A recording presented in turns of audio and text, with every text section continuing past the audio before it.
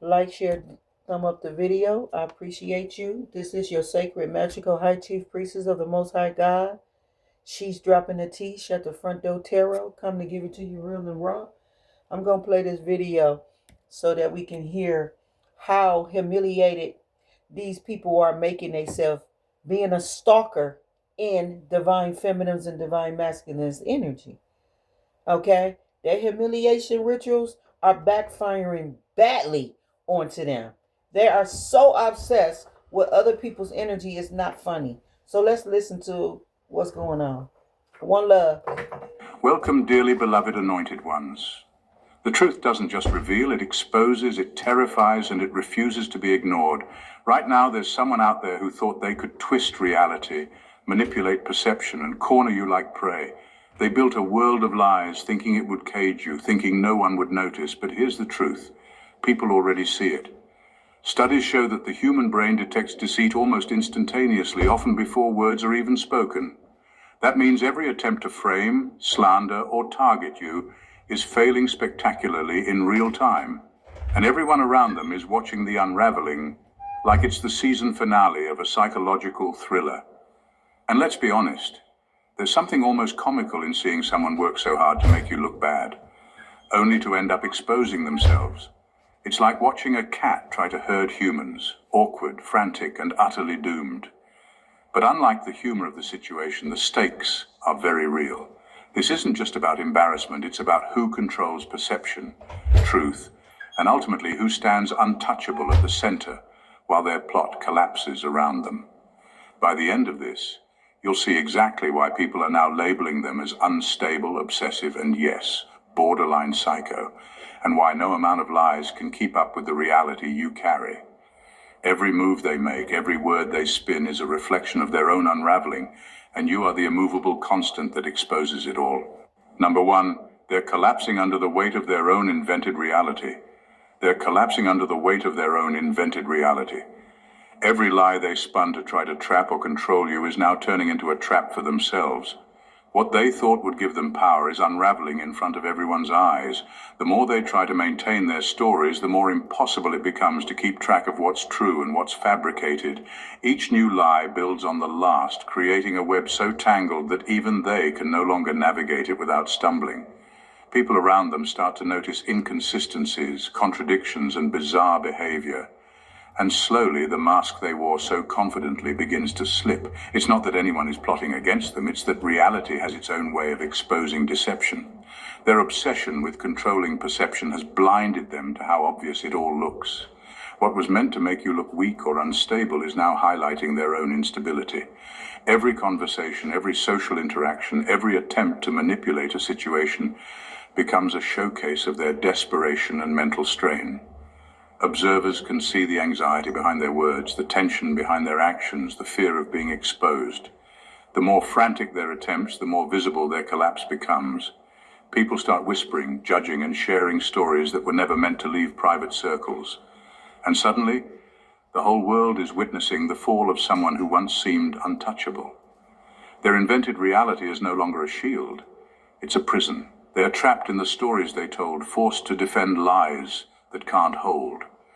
And the worst part for them is that it isn't just about being caught in a single lie, it's about the cumulative effect of years of deceit catching up at once. The weight of that constructed world is heavy, and it's breaking them piece by piece. Meanwhile, you remain steady, unaffected, untouchable, because none of this chaos is about you. It's about them losing control over themselves. People see it, they talk about it, and the label they fear, unstable, obsessive psycho, starts to stick naturally. Not because anyone is exaggerating, but because it's the honest reflection of their own collapse. The lies were meant to give them power over you, but instead they've become the chains that hold them down. And every failed attempt is another crack in the foundation of their invented reality. Number two, every attempt to control you is now public evidence of their instability.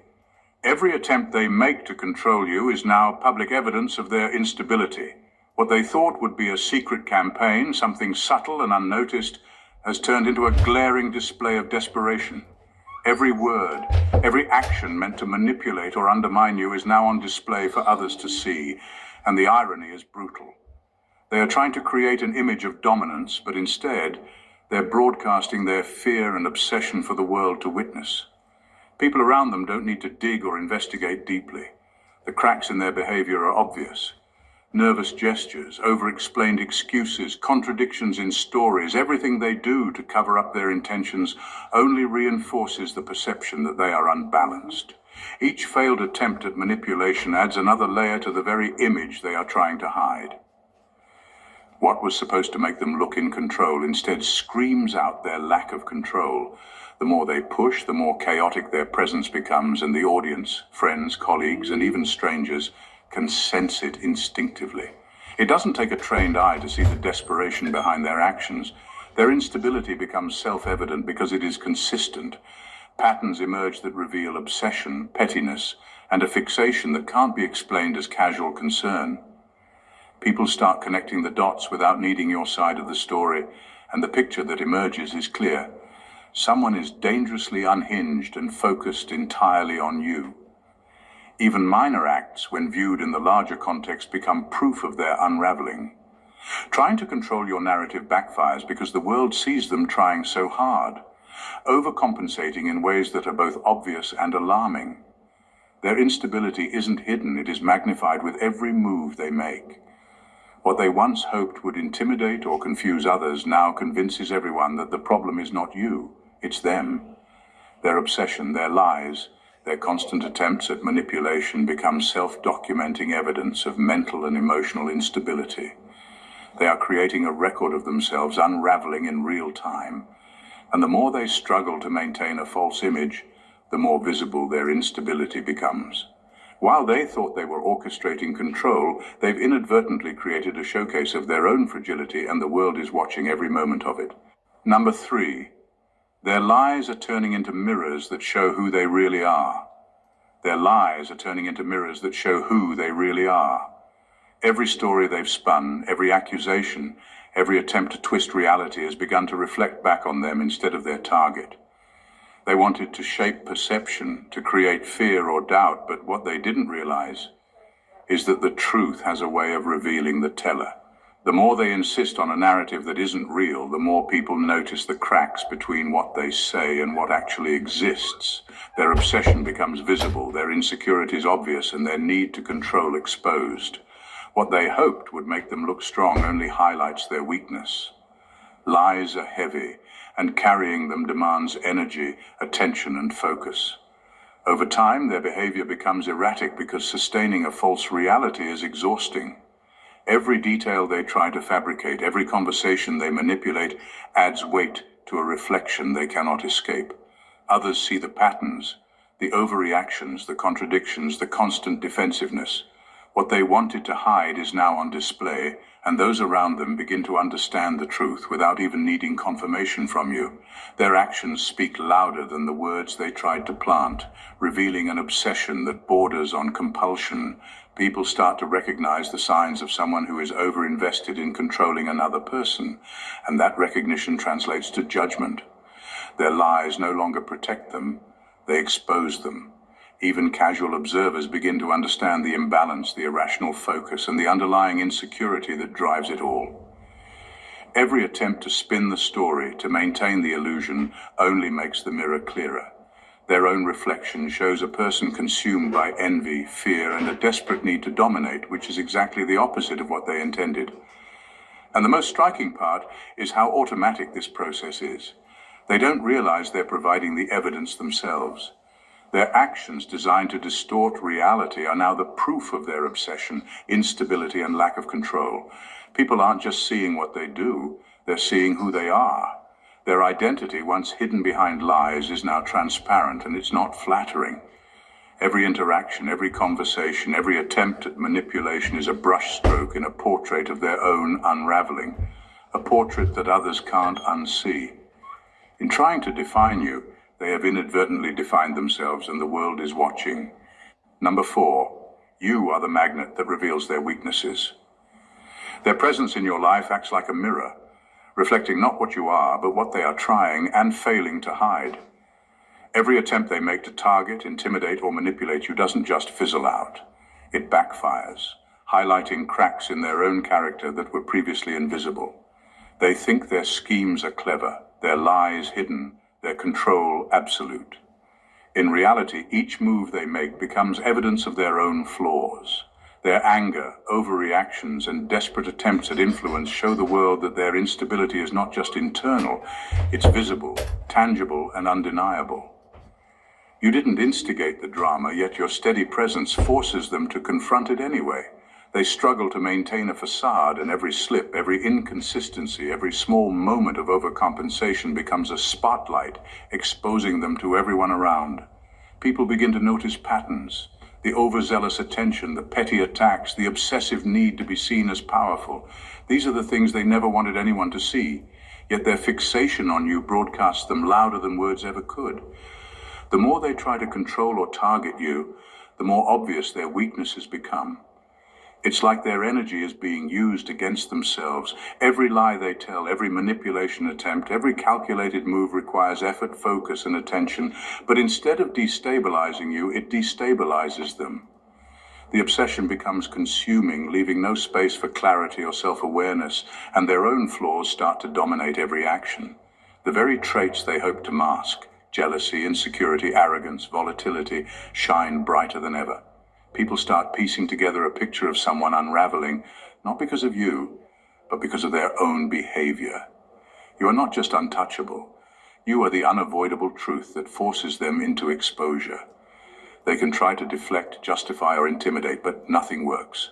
Their character weaknesses are now on full display, plain for anyone to see. You remain steady, strong, and grounded while they flail, trying desperately to regain control.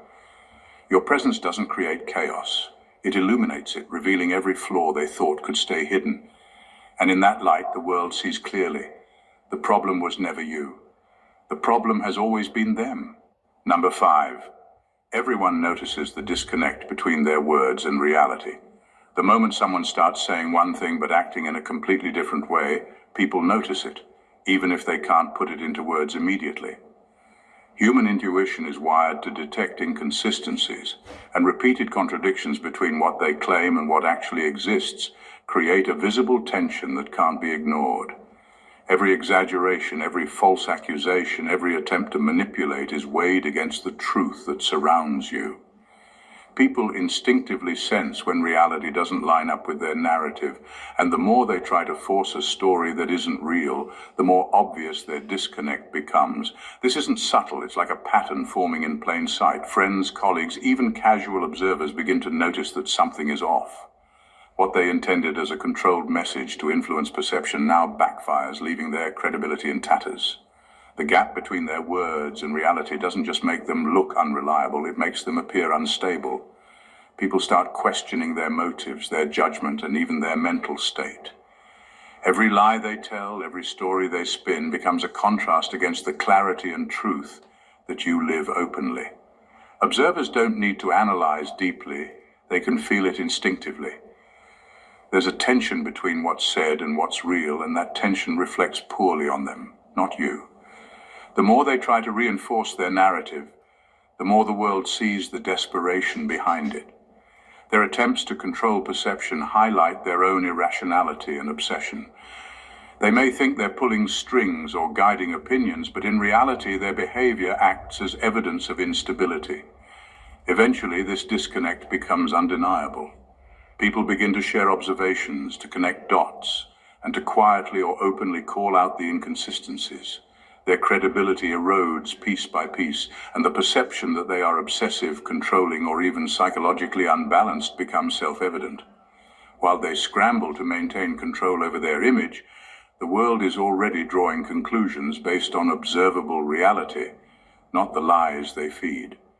The more they push, the more the disconnect widens, and the more apparent it becomes that their credibility is collapsing under the weight of their own deception. Their words no longer hold power because reality and the people who witness it will always speak louder than lies. Number 6, their obsession with you becomes their own prison. Every attempt they make to control or manipulate you slowly turns against them, creating a trap they cannot escape. In their mind, they thought they were the predator, but in reality, they've become the prisoner. Each lie they told, each scheme they plotted, each effort to infiltrate your life adds another bar to the cage they are building around themselves.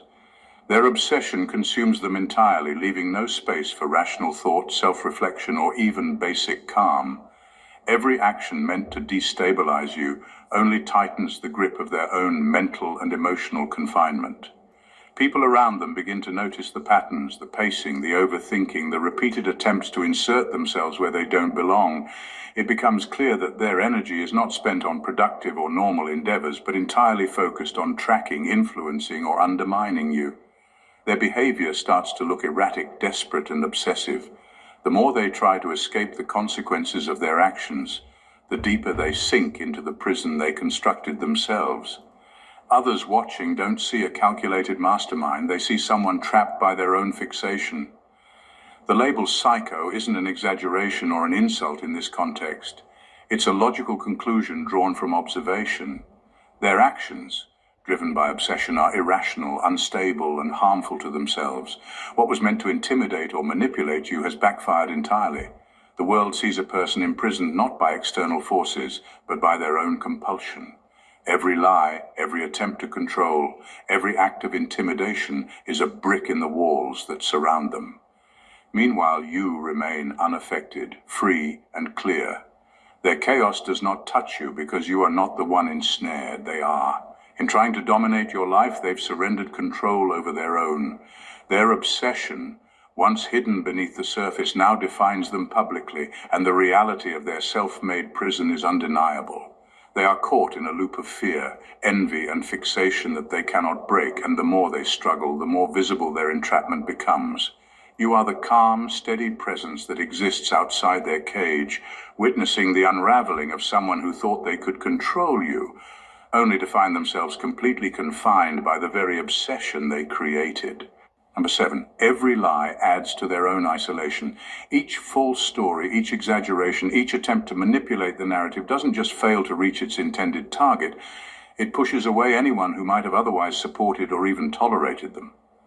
The more they escalate, the more apparent it becomes that their actions are driven by obsession, not reason. People instinctively sense when someone is over-focused on another person in a way that's unhealthy, and what might have been curiosity or mild concern turns into distance and distrust. Every lie they tell is a brick in the wall separating them from social trust, empathy, and credibility. Their attempts to control perception or sabotage your reputation backfire spectacularly because obsession is visible. It spreads, but not in the way they want. Instead of drawing people to their cause, it repels them. Friends, acquaintances, colleagues, and even casual observers begin to question their motives and character. They notice the contradictions, the exaggerations, the overreactions, and instead of sympathizing, people start to step back. The network of support they might have relied on begins to crumble, replaced by quiet judgment, avoidance, or even ridicule. Social credibility, once assumed or maintained through appearances, evaporates under the weight of repeated deceit. What makes it worse for them is that this isolation reinforces their own obsession. Feeling cut off, they double down, believing that if they try harder, they can regain control. Every failed attempt only intensifies the fixation, creating a vicious cycle. The lies pile up. The obsession grows, and with it, the separation from reality and from the people who might have seen them in a better light. Their world becomes smaller, narrower, and lonelier with every act of manipulation. Meanwhile, you remain unaffected, moving freely within reality while they shrink into a self-imposed social vacuum. What was meant to harm you becomes the mechanism that destroys their social standing. Their own obsession isolates them, exposes their instability, and removes any potential allies they might have had. In trying to control the narrative about you, they have cut themselves off from the narrative of life itself, leaving only a hollow, self-created bubble of obsession, paranoia, and growing loneliness. Number 8, their inconsistencies are an open book for others to read. Every contradiction, every sudden change in story, every overreaction is recorded, noticed, and remembered by those around them. When confronted with facts, they don't stay consistent. They fumble, adjust, or overcompensate, revealing more than they intended. Each reaction adds another line to the pattern of their behavior, a pattern that anyone paying attention can follow without needing your perspective. Their attempts to manipulate perception, control narratives, or justify their actions only highlight the inconsistencies. Every lie, every exaggeration, every denial is a piece of evidence they are unwittingly providing. People are naturally adept at detecting patterns, and repeated contradictions form a clear picture of obsession and instability. What they hope will confuse or intimidate others ends up doing the opposite. Observers begin to map their behavior, noticing the repeated cycles of falsehood, defensiveness, and emotional escalation. The more they try to cover themselves, the more transparent they become. Even casual acquaintances start to recognize the signs. Sudden shifts in tone, over-explained excuses, stories that don't line up with reality. Each of these moments reinforces the perception that their behavior is erratic, extreme, and unhealthy. The psycho label doesn't need to be applied artificially, it emerges naturally from observation. Their own inconsistencies provide the evidence, and the world interprets it logically. People see someone obsessed, unstable, and trapped in their own web of lies. It's not your responsibility to point it out. The pattern speaks for itself. The more they attempt to maintain control or manipulate perception, the more obvious their psychological unraveling becomes. Their inconsistencies are not minor, they are cumulative.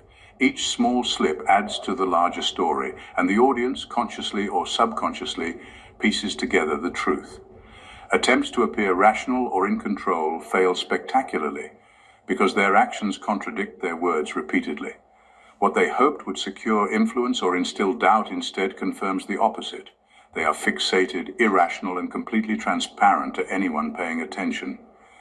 In trying to hide their obsession, they've written it clearly in plain sight. Their behavior becomes a textbook example of self-exposure, where every effort to manipulate the world around them only makes them more visible, more predictable, and more undeniably unstable. Number 9. You are the unmovable constant in their chaos. No matter how hard they try to provoke, manipulate, or intimidate you, nothing works. Every scheme, every attempt to destabilize your life fails because your presence remains steady, consistent, and unshakable. This consistency isn't just frustrating for them, it's terrifying. They feed on control, on bending circumstances and people to their will, and your immunity to their tactics exposes their powerlessness in the most glaring way. The more they push, the more obvious it becomes to everyone that their efforts are futile. Others can see it clearly. People notice the contrast between their frantic attempts to dominate and your calm, grounded demeanor. Every overreaction, every desperate lie, every erratic move they make is thrown into stark relief against your stability. You become the lens through which their instability is magnified. Their obsession, paranoia, and irrational behavior are highlighted not by your words, but by the unwavering strength you display simply by existing without being shaken. Observers begin to understand the truth instinctively. The chaos isn't coming from you, it's coming from them, and you are the reason it's so visible. Your unmovable presence also forces them into patterns of overexposure. In trying to force reactions from you, they reveal their weaknesses and insecurities to everyone around them.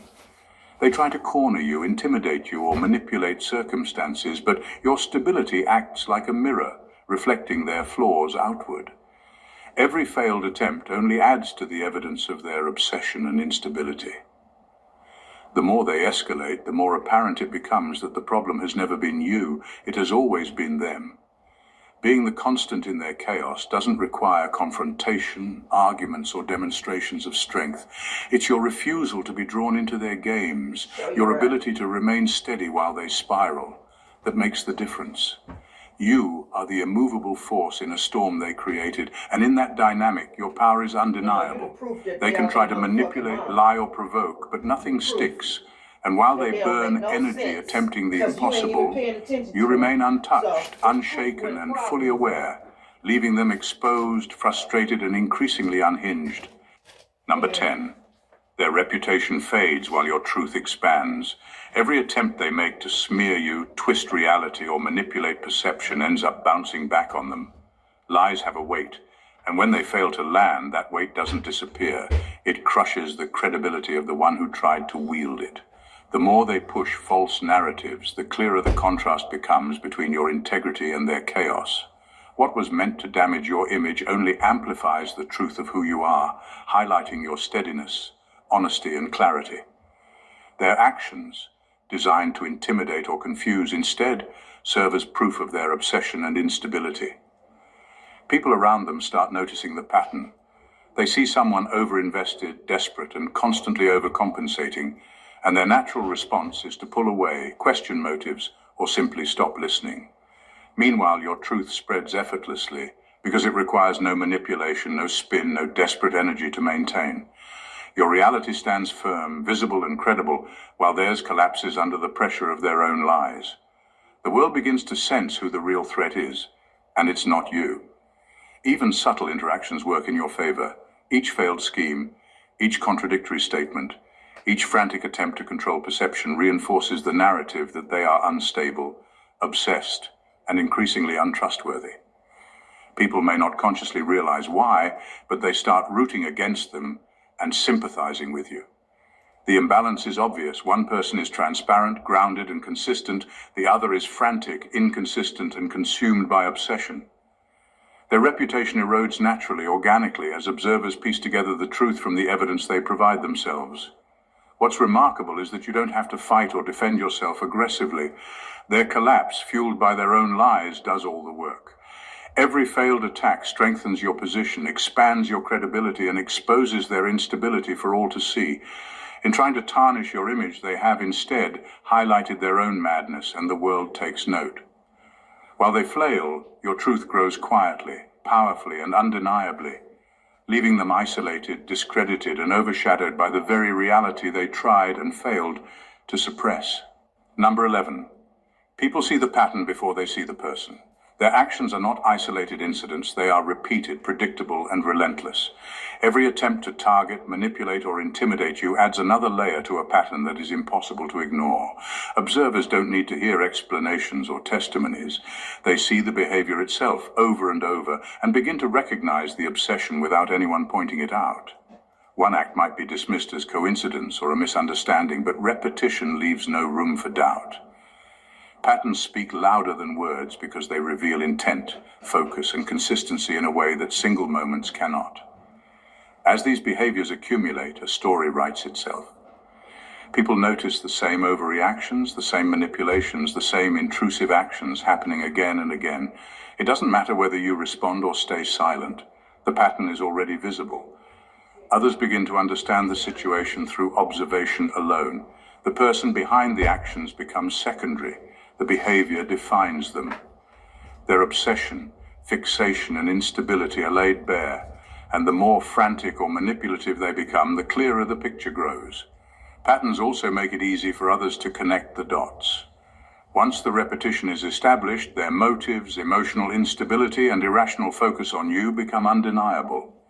It's no longer about a single act of aggression or manipulation. It's about a consistent framework of behavior that proves obsession. People see someone unable to control impulses, trapped in the same cycles, and fixated entirely on another individual. It doesn't take a psychologist to notice human perception naturally picks up trends, and repeated irrational actions are self-evident. The power of pattern recognition lies in its permanence. Even if they change tactics slightly, the previous repetitions have already created a record. Observers retain that mental map and evaluate everything through the lens of the established behavior. By the time they realize what's happening, the pattern has already exposed them, making them appear unstable, obsessive, and even dangerous. You don't have to argue, prove, or intervene. The repeated actions do it all. In trying to control or target you, they have inadvertently written a blueprint of their own obsession, and the world reads it clearly, long before ever fully seeing the person behind it. Number 12, their fear of you is now their public performance. What was once an internal struggle, a hidden panic or paranoia, has now spilled into every interaction they have. Their fear no longer stays private. It shows in the way they speak, the way they act, and the way they respond to situations involving you. Nervous tics, sudden overreactions, awkward pauses, and contradictions in their stories are all signals that everyone around them can see. Every attempt to mask their obsession or manipulate reality becomes an unintentional display of the very fear they wanted to hide. You are the reason for their panic, but the world doesn't focus on you. It focuses on them. Observers notice the tension, the frantic energy, the ways they try too hard to control perception, and they interpret it as instability. Their fear is broadcast like a performance on a stage, and the audience doesn't need a script to understand it. Every nervous gesture and every inconsistent statement becomes evidence of obsession and unbalanced behavior. They might think they're clever, thinking no one sees behind their carefully constructed facade.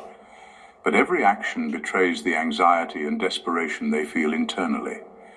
The more they try to regain control or assert dominance, the more their public performance intensifies. More you look like a Overcompensation clown. only draws attention to The the more very you look like traits a they clown, hope to nigga. conceal. People start to read their behavior like an open book, connecting the dots between their actions, their words, and the patterns of fear-driven obsession. The more they act, the clearer it becomes. They are unraveling, and it is happening in real time for everyone to witness. Good. Meanwhile, your presence remains calm, Naked. consistent, and unaffected, Naked. creating a stark Right contrast that before magnifies everybody. their instability. You don't need to expose them, confront them, or defend yourself. Their own fear, projected outward in an uncontrolled performance, does it for you. The world sees someone unraveling under the weight of their own obsession, and the perception of being psycho or dangerously fixated emerges naturally.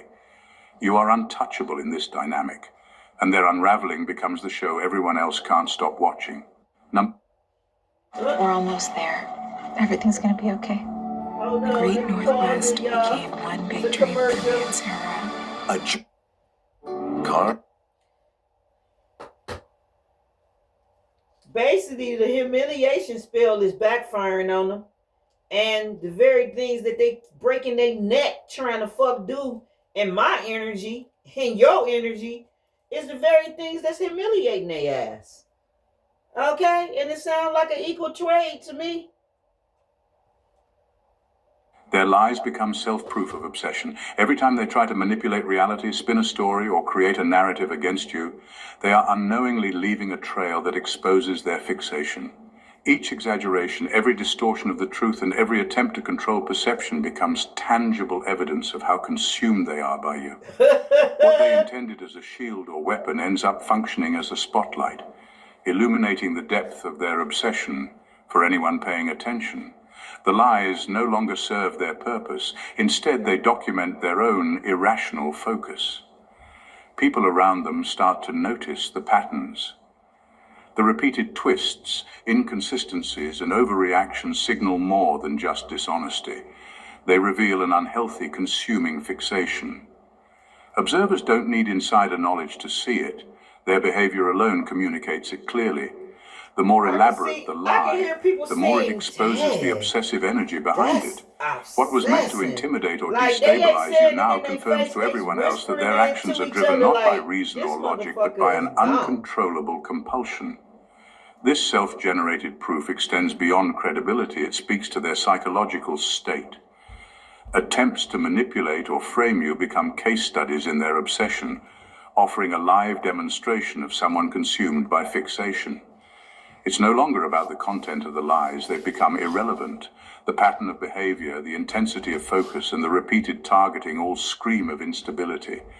People begin to recognize that the obsession isn't casual, petty, or harmless. It's dangerous, erratic, and unsustainable. Meanwhile, you remain untouched, unaffected by their narrative. Your reality, calm and consistent, contrasts sharply with the evidence of their fixation. Every failed attempt at control, every exaggeration, every fabricated story reinforces their image as someone unhinged and dangerously obsessed. Their lies, designed to protect their agenda, instead become self-proving documentation of their unraveling. In trying to manipulate perception, they provide the world with the clearest, most undeniable proof of their own obsession, making you the calm center around which their chaos spins uncontested. Number 14, they are psychologically unraveling in real time. You are not the source of the chaos, they are. Every attempt they make to manipulate, intimidate, or control situations is failing spectacularly, and the effort only accelerates their own unraveling. Their mind, consumed by obsession, fear, and frustration, begins to betray them in ways that are impossible to hide. What was once carefully calculated, every move designed to intimidate or dominate, now collapses under its own weight. Lies contradict themselves, manipulations backfire, and every scheme meant to control perception instead exposes instability. The world witnesses it all. Their supposed cunning and dominance dissolve into frantic, erratic behavior that makes their obsession painfully obvious. People notice the overreactions, the contradictions, the desperate attempts to maintain authority, and the cracks quickly become impossible to ignore. Every failed effort reinforces the perception of someone unbalanced and consumed by fixation. Their reputation, credibility, and influence begin to fade in real time, all visible to those who are paying attention. Meanwhile, you remain steady, untouched, and completely clear in contrast. Your innocence, your focus, and your strength are highlighted precisely because of the chaos they generate. Where they crumble under pressure, you stand firm. Where they obsess and overreact, you act with calm and clarity. This stark contrast doesn't need explanation. Your power speaks for itself. Observers see who is truly in control, and the truth becomes undeniable. What's most striking is that their collapse is self-made. Every overreach, every lie, every attempt to dominate feeds the unraveling. They are dissolving under the weight of their own obsession, and nothing you do is required to accelerate it. The exposure is pure and raw. All their control, all their supposed superiority, all their manipulative tactics vanish in real time, and in this unfolding collapse, your stability and power shine uncontested. While they fall apart trying to bend reality, you remain the unshakable center. The undeniable proof that obsession destroys the obsessed far more than the intended target. In the end, the story is crystal clear. Their obsession, their lies, and their desperate attempts to control you have become their own undoing. Every scheme, every manipulation, every overreaction has only exposed their weaknesses, their instability, and their unraveling to the world.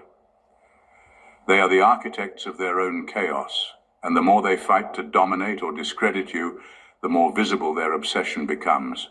What was meant to intimidate, control, or smear you has backfired spectacularly, highlighting your unwavering strength, focus, and integrity.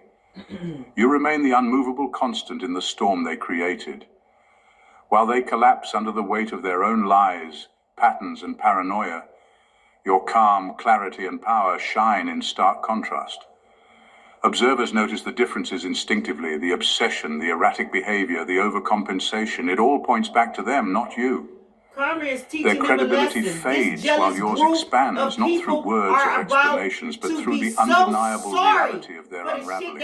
Every failed attempt to destabilize you serves as evidence of their obsession, and the world sees it unfolding in real time. This is more than exposure. It is proof of a deeper truth.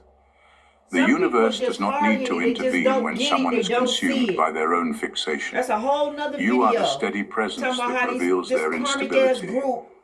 The living mirror that reflects their weaknesses back into the light. That they keep trying to do. Their unraveling is unavoidable, self-generated, and public, while you remain untouchable, centered, and powerful. So remember this: you are not the cause of the chaos. They are. You don't need to fight, argue, or prove yourself. Their lies, manipulations, and obsession do all the work. What emerges is undeniable. They are unraveling. Their obsession is visible, and your power, innocence, and focus are uncontested. In every way that matters, you stand above it all, untouchable and unshakable, while they crumble under the weight of their own making. If you felt the weight of deception, witnessed obsession unravel, or simply want to stand strong in your own truth, don't keep this to yourself. Hit that subscribe button to join a community that values clarity, strength, and unshakable power. Like this video if it opened your eye. All right, now. This karmic group just won't stop. Like, like once y'all just expose who y'all is, since y'all keep doing shit, just go and expose yourself. Y'all cowards. Y'all coward as fuck to try to team up on one motherfucker and still can't beat him and whoop him. Like, they don't even gotta see your face, they whooping you.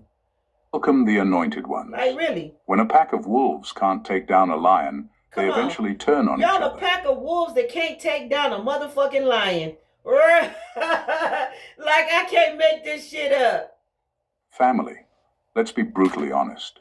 Jealousy is one of the most ancient diseases of humanity, and history proves it's deadlier than any virus. Studies have shown that envy doesn't just sit in the mind, it eats away at the body like poison, literally raising stress hormones, weakening immunity, and even shortening lifespans. So when a jealous group of people plotted against you, they weren't just risking your downfall, they were signing up for their own slow destruction. Now here's the suspenseful twist. While they thought they were orchestrating your collapse, heaven was documenting their every move. What they whispered in secret is being broadcast in the spirit. What they threw at you in malice is bouncing back like a boomerang. Return to sender, no postage needed. And here's the humorous part. It's almost like they mailed a letter addressed to you, but forgot you live in a house shielded by divine firewalls. Now the package is sitting on their own porch, ticking louder and louder. This isn't ordinary karma. This is divine justice in its rawest form. Not petty revenge, not childish payback, but a spiritual balancing act so precise that you don't even have to lift a finger. The very plot designed to bury you has become the evidence that elevates you. And the beauty of it all? You survived. Not by fighting dirty, but by standing still while the universe fought for you. Stay with me, because what I'm about to break down will shake you. How the jealous crew that came together in wickedness are now trapped in their own net. Why their alliance was doomed from the start. And how divine law is exposing every hidden motive they thought would stay in the shadows. Get ready, because this isn't just about what they did to you, it's about what heaven is now doing to them. Number 1. Their plot was the proof you were untouchable. The fact that a group of people had to come together just to try and pull you down is already proof of how untouchable you are. One person's jealousy wasn't enough. One person's slander wasn't enough. One person's attack wasn't enough. It took a collective effort. That alone speaks volumes. Think about it. If you were ordinary, it wouldn't require a committee. The reality is that the weight you carry spiritually, mentally, and even energetically is so intimidating that no single individual could handle the assignment of trying to dim your light. They had to gather like cowards in a corner because one-on-one, they knew they would lose. This is what most people don't realize about spiritual warfare. The size of the attack always reveals the size of the calling. The moment you noticed not just one but multiple people aligning themselves against you, it was confirmation that you hold a level of significance that is rare. They couldn't ignore you, so they decided to band together against you. And ironically, by doing that, they exposed your true power. Their attempt to destroy you became an accidental announcement that you are chosen, set apart, and dangerous to the false systems they built their lives on. You didn't have to prove your strength, their reaction proved it for you. People don't plot against what they don't fear. Nobody gathers a whole group to stop someone who doesn't matter. Their jealousy wasn't triggered by weakness. It was triggered by the undeniable weight of your presence, the way you shift atmospheres, and the way your existence challenges the mediocrity they've settled for. Their plotting was the clearest sign that your influence is bigger than you even realized. And here's the truth they never expected to face. By joining forces, they thought they multiplied their power. But all they did was multiply their exposure. The very need to unite against you is what revealed how fragile they are. It showed the cracks in their foundation, it showed their desperation, and it showed their fear. You became the mirror they couldn't look at directly, so they tried to break it. But instead of breaking you, their own plotting has shattered their credibility, their peace, and soon their lives as they knew it. What was meant to be your downfall has become undeniable proof that you were never ordinary, and that is the part they will never recover from. Number 2, jealousy is not about what you have, but who you are. They didn't come together against you because of what you own or what you've achieved. If it were just about money, status, or material success, they could have competed, copied, or tried to outdo you. That would have been easier. But the truth is, their jealousy runs much deeper. It's about who you are at the core. It's about the essence you carry, that inner light that can't be manufactured, imitated, or purchased. And that's exactly why it torments them. There's something unsettling about a person who simply exists and yet commands attention without even trying. Nowhere, Karmic. You didn't beg for validation. You didn't chase after their approval. And still your presence speaks volumes. That is what disturbed them. While they're busy curating appearances, masking insecurities, and fighting for scraps of recognition, you stand as living proof that authenticity carries a power they can't touch. You are not threatening because of what you've done. You are threatening because of who you are. That's the kind of jealousy that cuts the deepest. They could tolerate your wins if they came from manipulation like theirs. They could handle your progress if it was built on compromise like theirs. But the fact that you walk with an energy they can't reproduce, a kind of grace they can't fake, and a resilience they can't borrow, it drives them mad. They look at you and see a standard they can never reach, no matter how hard they try. That's why the plotting wasn't optional for them. It was the only way they felt they could level the playing field. What they failed to realize is that essence is untouchable. They could try to strip away your opportunities, but they can't strip away your presence. They could try to poison your reputation, but they can't silence the way your spirit speaks before you open your mouth. They could gather in their jealousy, but jealousy has no real strategy. It only has desperation, and desperation always exposes itself in time. Their obsession with you was never about envy of your possessions. It was their quiet confession that they saw something in you they wished they had. Their plotting was nothing more than proof that your very existence unsettles the counterfeit they live in. They weren't fighting against your achievements. They were fighting against the reality that you can't be duplicated. And that's the truth that will haunt them the longest. Number 3, they created their own trap by naming you their enemy. The moment they decided you were their enemy, they set themselves up for a downfall. People think choosing an enemy is harmless, but spiritually, it's one of the most dangerous decisions a person can make. By targeting you, they unknowingly tied themselves to your destiny, and that was their biggest mistake. Obsession is not free. It comes with consequences.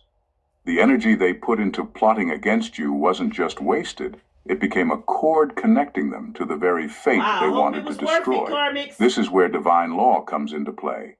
When someone declares war on a soul that's divinely protected, they stop walking their own path and start walking straight into judgment. They could have left you alone and lived in peace, but instead, they chose to invest their time, their conversations, and even their relationships into conspiring against you. That constant focus gave you authority over their lives without you lifting a finger. Their downfall was sealed the moment they named you as the one to bring down. What they didn't realize is that every plot needs permission from a higher power to succeed.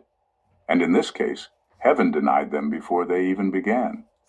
By naming you their enemy, they weren't just fighting a person. They were fighting the divine covering over your life. That is a battle they could never win. Instead of seeing that their resistance only magnified your protection, they doubled down, making the tie between your victory and their collapse even stronger. Now they're paying for it. Everything they tried to build on the back of your name is crumbling. That means I got Every conversation of malice has turned into evidence against them. Two They at a can't time, run four from at a it, time. because once they bound themselves to your Karmic. destiny, That's your all rise y'all did automatically was just became double their my exposure. shit. It's not because you wished it on them, but because divine law doesn't bend for anyone. When you set yourself against a chosen one, This is funny. you are no longer in control of your life. Your downfall is scripted by the very forces you tried to challenge. Wow. So in the end, naming you their enemy wasn't power. It was their surrender. Without realizing it, they handed their future over to the same divine order that's elevating you. And now, their judgment is not just random chaos.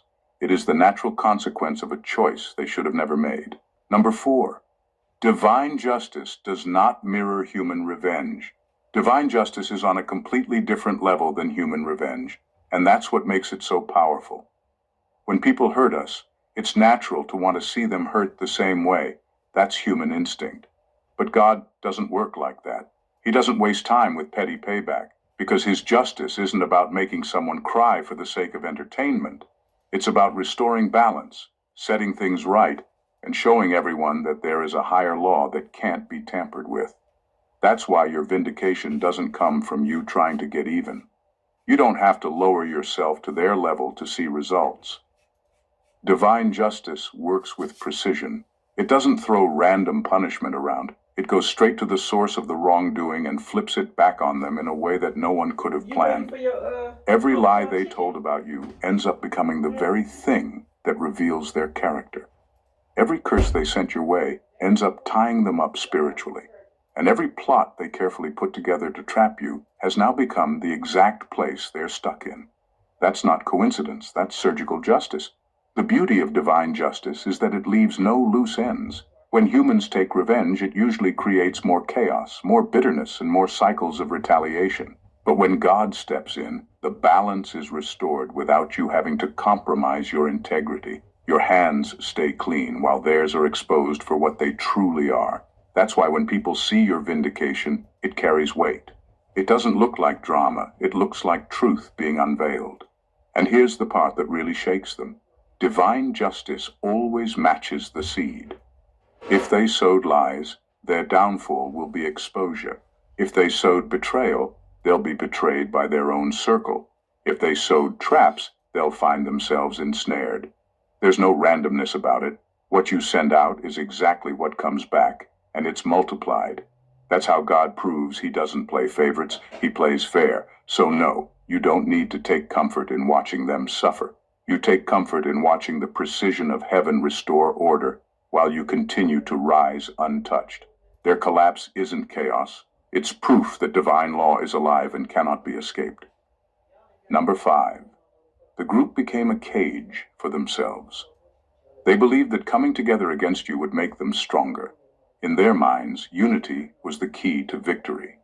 They convinced themselves that if they spoke with one voice, moved as one body, and planned in secrecy, they would overpower you. But unity in wickedness doesn't create strength. It creates bondage. By tying themselves together in jealousy and hatred, they built a cage that none of them can escape. What they thought would be their safe space, their power base, has become their prison. The truth is, when people gather for a cause rooted in lies and destruction, their unity is fragile from the start. It looks powerful on the outside, but on the inside, it's toxic. Every word they spoke against you carried spiritual weight, and because they agreed to it as a group, they are now all bound by the same judgment. The same agreement they thought would protect them has chained them to each other's downfall. When one falls, all fall, because they chose to link their destiny to hate. This is divine law at work. Unity is powerful, but it doesn't discriminate. It multiplies whatever energy it carries. When people come together for good, blessings multiply. When people come together for evil, destruction multiplies. They activated a spiritual principle without realizing it, and now they are stuck in the consequences. None of them can pull away clean, because they signed their names in agreement when they joined the plot. What makes this even more brutal is that the very group they leaned on is the same group that will witness their exposure. They cannot even comfort each other because distrust has already crept in.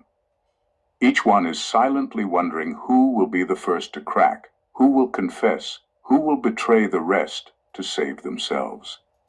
The cage they built is tightening, and their own unity is suffocating them. What was supposed to make them strong has become the weight that drags them down together. And this is the irony of plotting against someone covered by divine order. You don't just destroy yourself, you drag down everyone reckless enough to join you. Their alliance wasn't power, it was a spiritual trap disguised as friendship. And now they are locked in it with no escape. Number 6. You were not supposed to fight back, you were supposed to witness. One of the hardest lessons for a chosen one to learn is that not every battle is theirs to fight. When people come against you with lies, betrayal, and schemes, everything in your human nature wants to defend yourself, clap back, or expose them. That urge is normal, but it's not always divine. The truth is, this particular plot was never meant for you to handle. It was meant to reveal how heaven fights for its own. Your role was not to swing back, but to stand back and witness. This is where many people get it wrong. They think silence means weakness.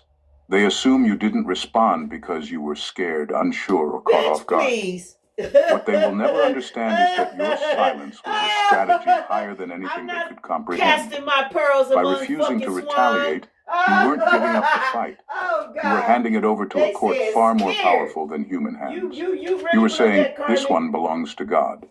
And when heaven takes a case, the outcome is never in doubt. Your lack of response became the loudest response, while they were plotting louder and louder. You were making room for divine justice to work with surgical precision. If you had tried to handle it yourself, the battle would have stayed on a human level. But because you didn't engage, heaven was free to move it to a spiritual level, where the punishment is exact, unavoidable, and undeniable. That's why their collapse is not random. It's perfectly aligned with every seed they sowed. And here's the deeper truth. Chosen ones don't win by out-arguing or out-scheming their enemies. They win by outlasting them. You gave God permission to prove what silence really means. It's not fear, it's authority. Only someone confident in their covering can stand still while being attacked. Your silence was your way of saying, I know who I am and I know who defends me. So, no, you weren't supposed to fight back. You were supposed to watch, to witness how the very schemes they designed against you collapse on their own heads. And now, as their words backfire, their lies unravel, and their unity dissolves, you stand as living proof that divine justice only needs your patience, not your retaliation. Your stillness was the sharpest weapon in the room. Number 7, their envy was really an unspoken admiration. Envy often disguises itself as hate, but at its root, it's really an unspoken admiration. The ones who plotted against you weren't just filled with malice for no reason. They were confessing in a twisted way that you carried something they desperately wanted but could never become. Every insult, every rumor, every attempt to tear you down was really them saying, you have something I'll never have. They didn't hate you because you were weak. They hated you because you embodied a strength they couldn't fake. That's the irony of jealousy. It's a backhanded compliment. They studied you closely, hoping to find flaws big enough to reduce your shine. But instead of flaws, all they kept finding were qualities that exposed their own lack. Your resilience made them feel fragile. Your authenticity made them feel fake. Your ability to walk in purpose without begging for applause made them feel small. So rather than admitting that they admired you, they chose the easier route, to attack what they could never reach. The problem with admiration left unchecked is that it rots. What could have been inspiration for them became obsession. They could have learned from you, even respected you, but envy doesn't allow that. Envy demands destruction. It doesn't want to rise to your level. It wants to drag you down to theirs. That's why they plotted in shadows, because secretly they acknowledged your superiority, but didn't want to face it in the open. What they didn't realize is that their jealousy exposed them far more than it ever exposed you. People can see through the mask of hatred. When someone spends too much time speaking against you, it becomes clear that you occupy a space in their mind they wish they didn't. You became the measuring stick they compared themselves to, the standard they could never touch. Their every attack was an accidental confession that you were the one they couldn't stop thinking about. In the end, their envy wasn't really about destroying you. It was about the agony of knowing you carried what they longed for, but could never embody. And that's why karma feels heavier on them. Because beneath all their plotting, they knew the truth. You were above them, and no amount of hate could ever erase it. Number 8, they mistook darkness for strategy. They thought they were being clever. They believed that moving in silence, plotting behind closed doors, and keeping their schemes hidden would give them the upper hand. To them, secrecy felt like power.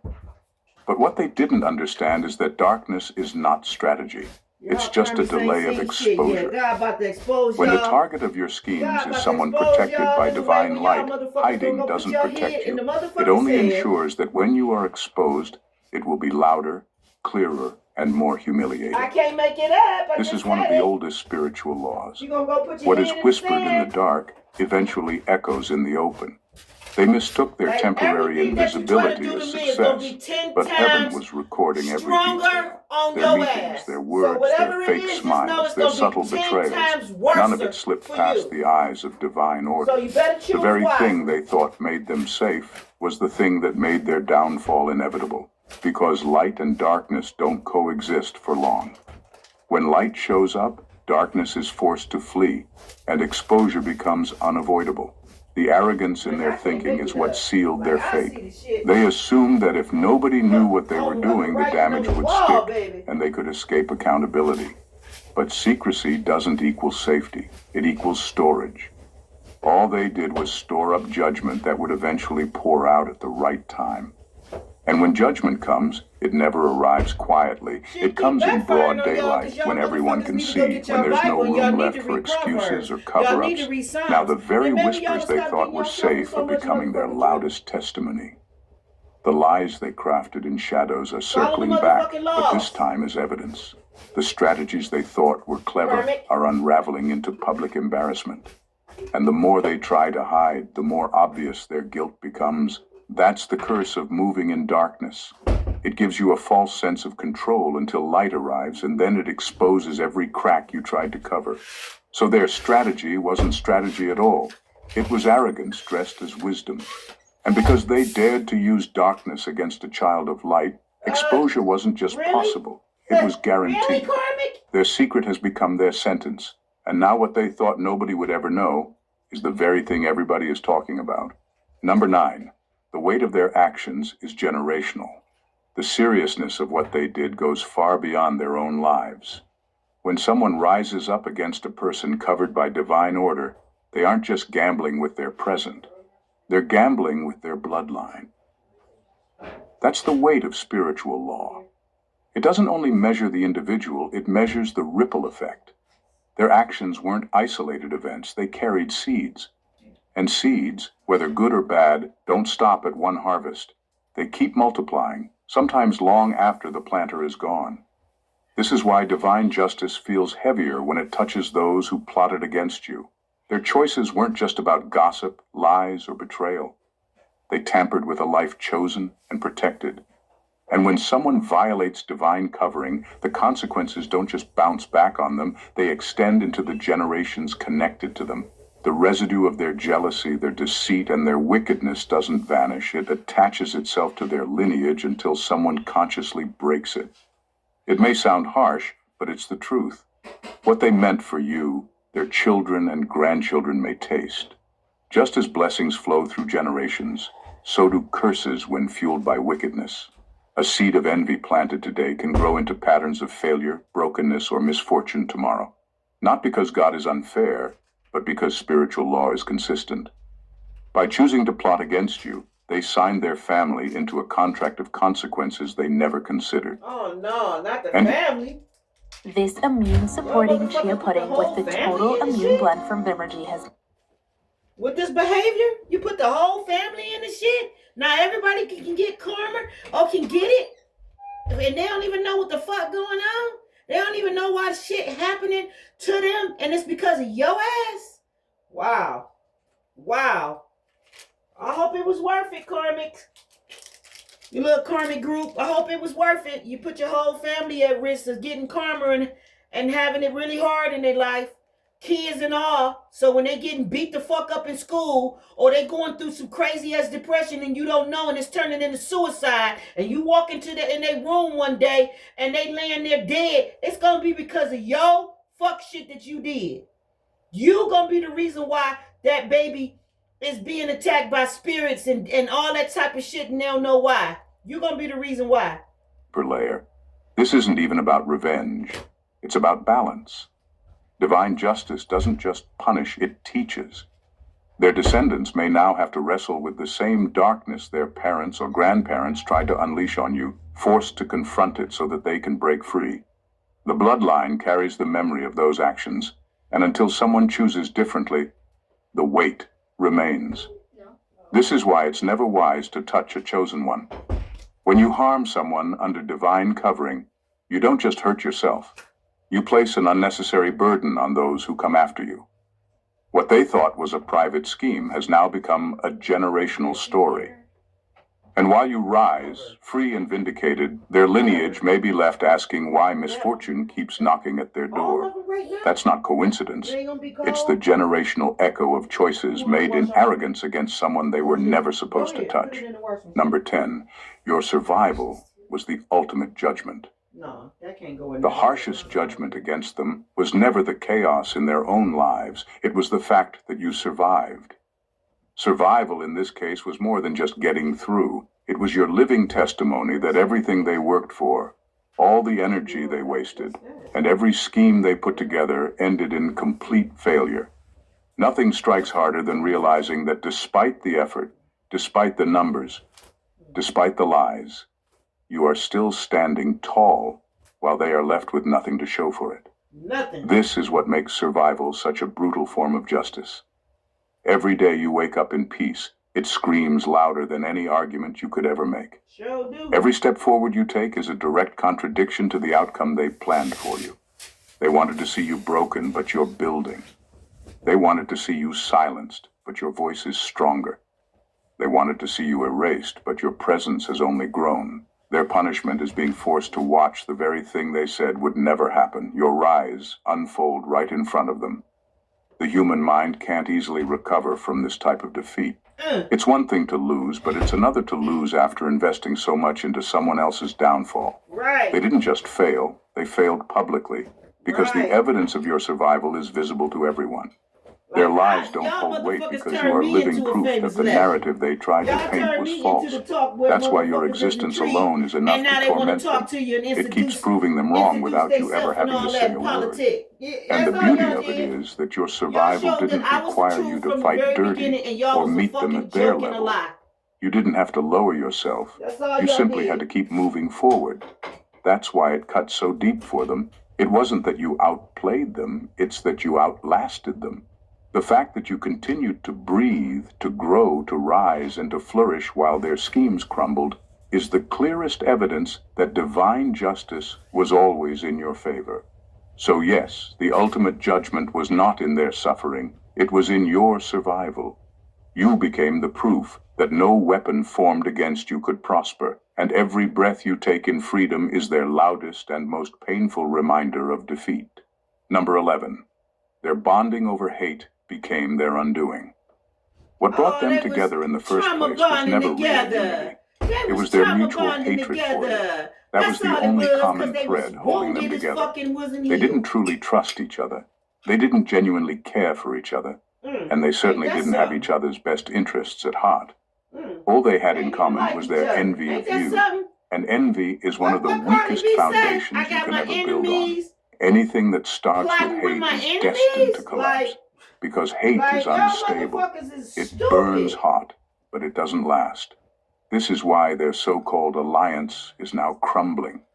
Once the energy of hating you is no longer enough to keep them glued together, the cracks begin to show. Old grudges resurface. Jealousies within the group begin to take over. Distrust creeps in. They start questioning each other's loyalty, each one secretly wondering who will be the first to flip, to betray, or to confess. Don't get The very hatred that paranoid linked now. them has now turned into suspicion, because deep down they always knew their bond was fake. That's the irony of groups like this. They imagined their numbers gave them strength, but in reality, their numbers only multiplied their weaknesses. Each person carried their own insecurities, their own fears, their own desperate need to belong, and putting them all together just made a toxic stew. Without love, without truth, without loyalty, there was never any real glue to hold them. Hate cannot sustain anything. It eventually eats the very people who carry it. Now they are being forced to taste the bitterness of their own creation. The same way they gossiped about you, they are now gossiping about each other. The same way they betrayed you, they are now betraying one another. The same way they laughed at your supposed downfall, they are now laughing at the cracks in their own camp. Their unity was never real. It was a borrowed moment, and the time on it has expired. And this is the divine justice in it. You never had to touch them. Their undoing was built into their very So don't get beginning, it fucked up that you because fucked up. what starts that I with did it. hate You will fucked up 'cause always it's end karma. with destruction. Period. And the same envy that made them plot against you is now the force tearing them apart from the inside. So I know Number where it's at, 12. nice and neat. God delayed their judgment to expose their depth. One of the most confusing parts of being attacked is watching those who plotted against you appear to thrive. It feels unfair. You suffer in silence while they smile, succeed, and even boast as if they've gotten away with everything. But what looks like God ignoring you is actually God setting them up. The delay wasn't neglect, it was strategy. Heaven allowed their so-called prosperity for a time not to reward them, but to let them dig deeper into their own wickedness, so that when judgment arrived, it would be complete and undeniable. So Judgment delayed is never judgment denied. It's judgment multiplied. Every extra lie they told, every new trap they set, every conversation they had in arrogance was another layer of evidence stacking against them in the spiritual court. Wow, that's a bad way If God to go had out. judged them at the first attempt, the the lesson would have been light. But by allowing them to continue, He let their hearts fully expose themselves. They revealed the depth of their envy, the darkness of their intentions, and the cruelty of their spirit. Now, when judgment comes, it doesn't just correct a single action, it addresses the entire spirit that drove them. This is why their downfall carries so much weight. It's not a minor setback, it's a collapse. It's not a stumble, it's a complete unraveling. The longer they were allowed to move in secret, the greater the impact of their exposure. What once looked like them getting away with it is now the very reason their punishment is heavier. They built up a debt they cannot pay back, and now the bill has arrived with interest. The brilliance of divine justice is that it never moves too soon. If judgment had come quickly, some people might have thought you were exaggerating. But now, because they were allowed to go so far, no one can deny the truth. Their wickedness is obvious, their mask has fallen, and their downfall is public. What once seemed like silence from heaven was actually heaven letting the story unfold, so that no one could mistake who was righteous and who was corrupt. So don't be fooled by the delay. It was never abandonment, it was exposure. That's crazy. God let them reach the fullness of their wickedness, so that their downfall would not only be inevitable, but unforgettable. Number 13, you were the mirror they couldn't face. You were never just a target, you were a mirror. Every time they plotted against you, it wasn't really about you. It was about the part of themselves they couldn't face. Your existence reflected the choices they didn't make, the courage they abandoned, and the authenticity they traded away for shortcuts, lies, and temporary approval. You became a living reminder of the greatness they could have stepped into. But instead, they chose envy over growth. Their attacks weren't an attempt to destroy you. They were desperate attempts to silence the reminder of who they should have been. The irony is that the more they fought you, the clearer the reflection became. Every lie they told about you only highlighted your integrity. Every trap they set only magnified your 5 more minutes resilience. left. Y'all got Every attempt to pull you down only confirmed that you were standing higher.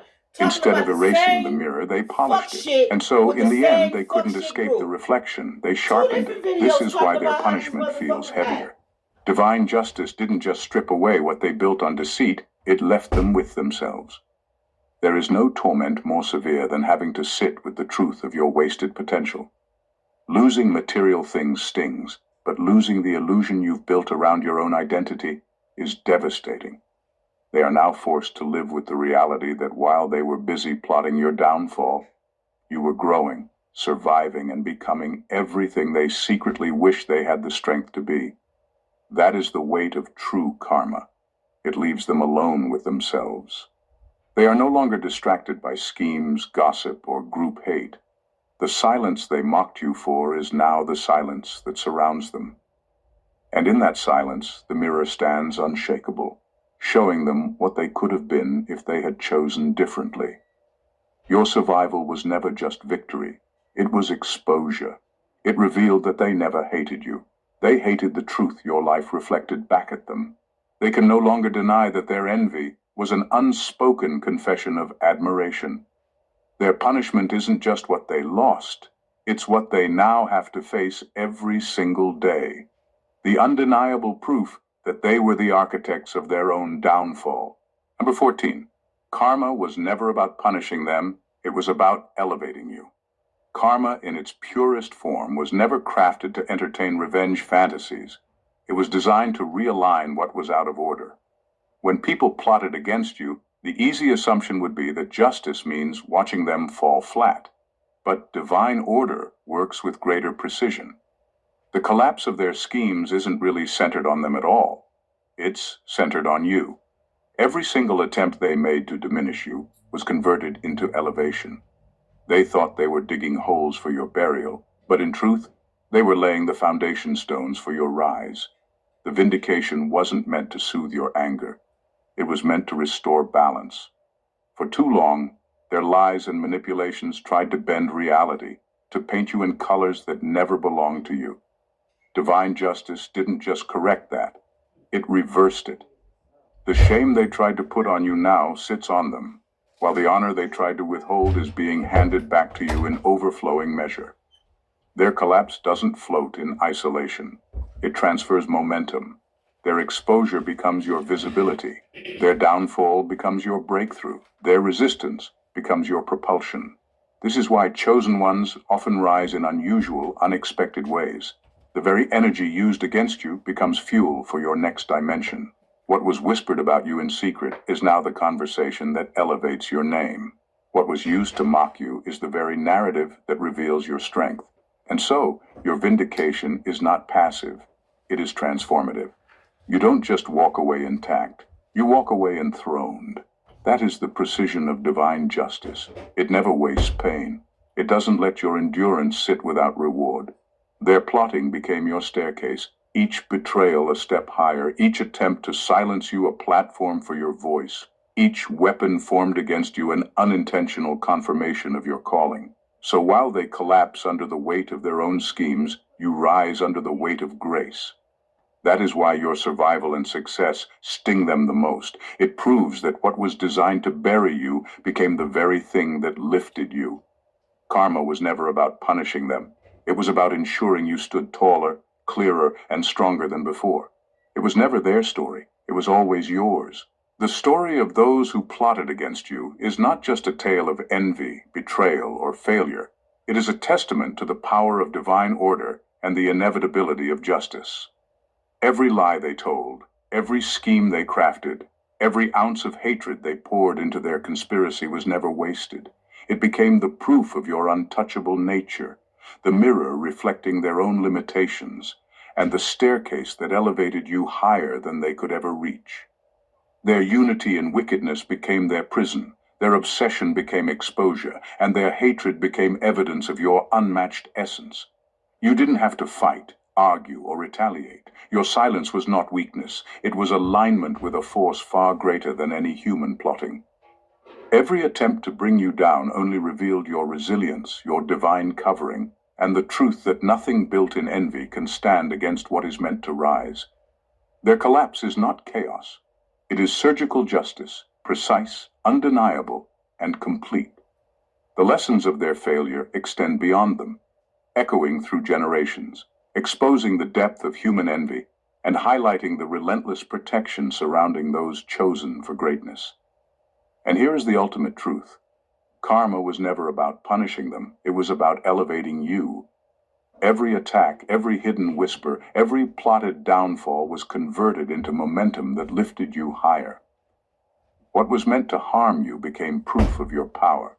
What was meant to silence you became the platform for your voice. Their plotting was never a threat to your destiny. It was the engine that propelled it. In the end, the most profound justice isn't in their suffering. It's in your survival, your rise, and the undeniable evidence of truth standing tall while falsehood crumbles. They are left to face themselves, their envy, and the reflection of the greatness they could never embody. And you, untouched and vindicated, carry the lesson forward. Those who plot against the righteous are not just creating enemies, they are creating the very force that will expose and elevate them beyond their imagination. This is the law of divine order in action, precise, unyielding, and brilliantly fair. You are not just surviving, you are ascending, and everything they threw at you only confirms the power, protection, and purpose written over your life. Your journey is proof that no darkness can overcome light, no hatred can overshadow truth, and no plot can touch what is divinely ordained. If this message resonated with you, don't keep it to yourself. Let it ignite others too. Hit that subscribe button and join this community. I'm trying to tell you, this jealous group, y'all need to grow the fuck up and work on yourself. Stop looking at another motherfucker and then trying to judge them or trying to attack them for what the fuck they shining in and you not. You need to take notes so you can shine. Other than that, you ain't doing nothing but dooming yourself to hell, putting yourself in a worse position than you already started at. So if you like it, I love it. One love, one love. I'm your sacred, magical, high chief priestess of the Most High God.